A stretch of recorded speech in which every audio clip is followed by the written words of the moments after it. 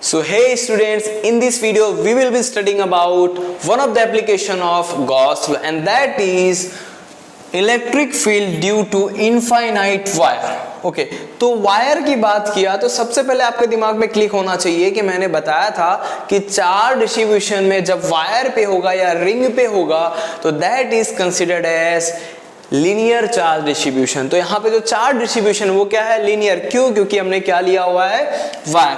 तो इस तरीके से कोई एक वायर है, अब हमने क्या लिया हुआ है, सपोज एक वायर है, ठीक। अब जब वायर है तो इस पे कुछ चार्ज डिस्ट्रीब्यूशन है, इस तरीके से इस पे चार्ज डिस्ट्रीब्यूशन है। अब हमें पता है चार्ज डिस्ट्रीब्यूशन क्या होगा, basically lambda equals to charge by length, sorry q by l हो गया। अब अपने पास जो चार्ज है दैट इज क्यू, अब लेंथ क्या हो गया, एल हो गया। पूरे रॉड पे लेंथ को क्या, पूरे रॉड पे चार्ज को क्या किया है, स्प्रेड आउट किया गया।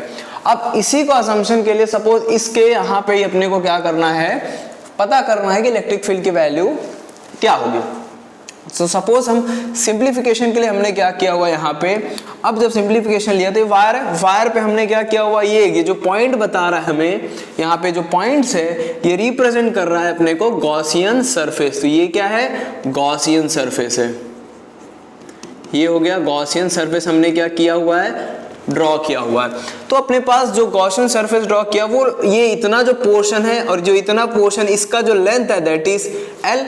अब हमें पता है कि जो अपने पास वेक्टर एलिमेंट है अपने पास एन, ये क्या है, इस सरफेस के डायरेक्टली इस साइड जा रहा है, तो एन इसके क्या हो गया, सेम टू सेम इस डायरेक्शन में जा रहा है। लेकिन जो अपना फील्ड पोर्शन है वो इसके क्या हो रहा है, परपेंडिकुलर हो रहा है। ये अपने पास यहाँ पे इसकी वैल्यू हो गई, क्योंकि अपने पास जो फेजेस हैं तीन टर्म्स में, एक क्या हो गया, पहला ये हो गया, दूसरा टर्म ये हो गया, तीसरा टर्म ये हो गया। क्योंकि पहला दूसरा क्या है, सेम एरिया एलिमेंट मिलेगा। तो यहाँ पे भी पहले पोर्शन पे जो अपने पास फर्स्ट पोर्शन पे जो क्रिएट होगा वही क्या होगा, थर्ड पोर्शन पे भी होगा। दैट मीन्स यहाँ पे भी है तो ये पोर्शन भी क्या हो गया अपने पास, ई का डायरेक्शन बता रहा है, यहाँ पे भी ई का डायरेक्शन।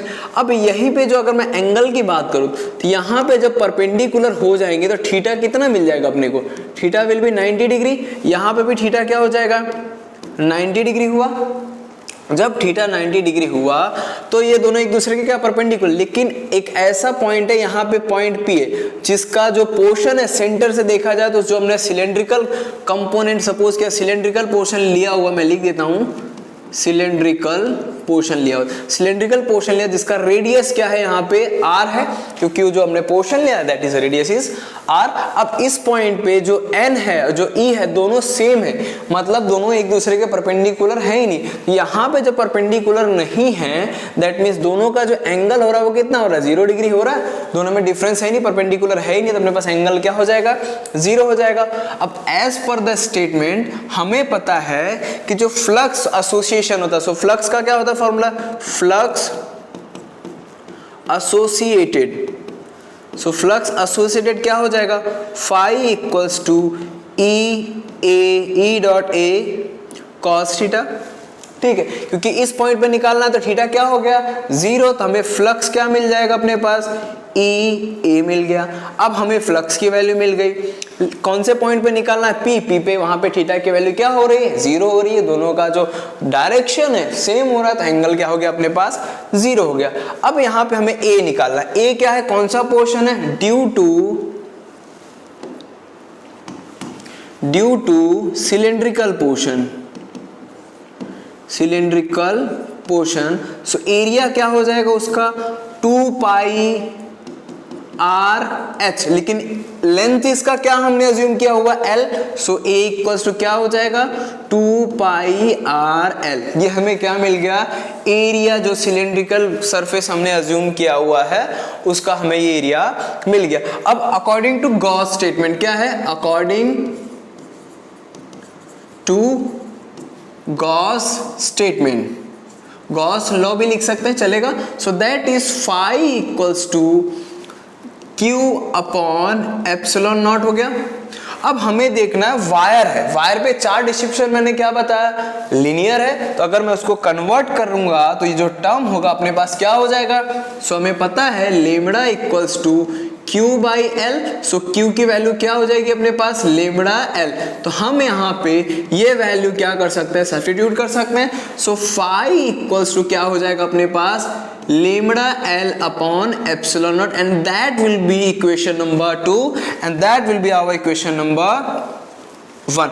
अब दोनों इक्वेशन को हमें क्या करना है, रिलेट करना है। तो क्या लिखना है हमें, फ्रॉम इक्वेशन नंबर 1 एंड 2। तो क्या हो जाएगा अपने पास, lambda L upon epsilon naught equals to E A, अब सॉरी ई डॉट ए नहीं आएगा, ई ए हो गया। अब मैंने बोला एरिया किसका होगा, सिलेंडर का, and that is 2 pi R L. तो हम यहाँ पे क्या कर सकते हैं, lambda L equals to epsilon naught into E 2 pi R L. अब एल से एल क्या हो गया, कैंसल आउट हो गया। तो हमें क्या निकालना है, सिंपल सा टर्म देखो, इलेक्ट्रिक फील्ड निकालना है। सो इलेक्ट्रिक फील्ड क्या हो जाएगा अपने पास, E equals to lambda upon 2 pi epsilon naught R. ये अपने पास किसकी वैल्यू हो गई, इलेक्ट्रिक फील्ड की वैल्यू हो गई, ठीक है। अब यहाँ पे एक टर्म और आता है कि अगर हमारे पास लेमडा है तो सपोज केस वन आपको ध्यान देना है कि अगर लेमडा हमें क्या मिलता है, पॉजिटिव, ठीक है, लेमडा अगर पॉजिटिव है तो डायरेक्शन ऑफ इलेक्ट्रिक फील्ड कैसा होगा, तब वहां पे जो डायरेक्शन ऑफ इलेक्ट्रिक फील्ड होगा वो क्या हो जाएगा, आउटवर्ड हो जाएगा, दैट विल बी आउटवर्ड, बाहर की तरफ जाएगा। तो यहां पे क्या लिख सकते हैं, तो direction of E will be outward. Okay, case 1 clear है अपने पास। अब दूसरा केस अपने पास है, दैट इज केस 2। इस केस 2 में बोला है कि जो अगर हमारा वैल्यूएशन जो है लेमडा क्या हो रहा है, नेगेटिव हो रहा है। अगर लेमडा नेगेटिव है तो जो डायरेक्शन होगा ई का क्या हो जाएगा, इनवर्ड हो जाएगा। So direction of E will be inward। ये इसका क्या हो जाएगा, सिंप्लीफिकेशन में। सो इस तरीके से हम क्या करेंगे, गॉस लॉ का जो पहला एप्लीकेशन है क्या है, electric field into infinite wire, उसका हम इलेक्ट्रिक फील्ड इस फॉर्मूले से क्या कर सकते हैं, फाइंड आउट कर सकते हैं।